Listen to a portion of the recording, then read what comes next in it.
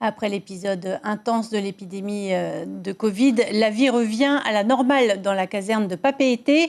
L'occasion pour une dizaine de pompiers de se former à de nouvelles techniques. Explosion de citernes, émanation de gaz, fuite de liquides dangereux. Le risque chimique est l'une des réalités de notre capitale. Les précisions de Stéphane Ratino et de Patita Savea. Ce sont d'étranges uniformes, une allure de cosmonaute.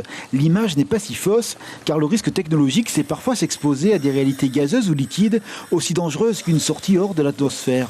Les pompiers de Papeete, pendant 10 jours, préparent un diplôme pour gagner en savoir-faire, avoir la bonne réaction, agir comme il se doit. Les exercices se multiplient, pareil à des tests grandeur nature.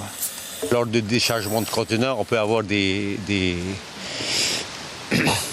produits qui se sont ouverts et donc on intervient dans ces cas-là. En moyenne, à Papeete, le risque chimique, ce sont 3 interventions par an. Mais l'agglomération, par son activité économique, est un lieu où le danger n'est pas absent. D'ailleurs, la ville a investi dans du matériel. Exemple, cette ambulance réformée. À l'intérieur, tout le matériel bien rangé pour agir au plus vite. Donc, les autres communes peuvent aussi venir, il n'y a pas de souci. Mais déjà, dans la caserne même de Papeete, ça serait bien que tout le monde soit formé au risque chimique. Cette montée en compétence est assurée par 2 officiers venus de France. Au-delà des techniques à maîtriser, l'objectif est de créer une véritable culture du risque technologique, c'est-à-dire une attention et des réflexes. Ces 9 sapeurs-pompiers auront la qualification de risque chimique de niveau 2.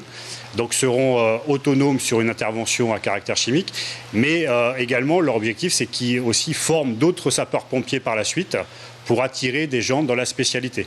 Donc on a pu voir, nous, qu'il y avait des risques sur la commune et sur le secteur. Donc il faut que les sapeurs-pompiers aient une équipe opérationnelle.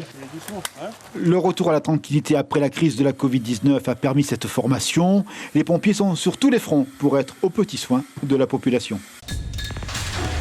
L'information en continu sur Polynésie la première, Internet et réseaux sociaux.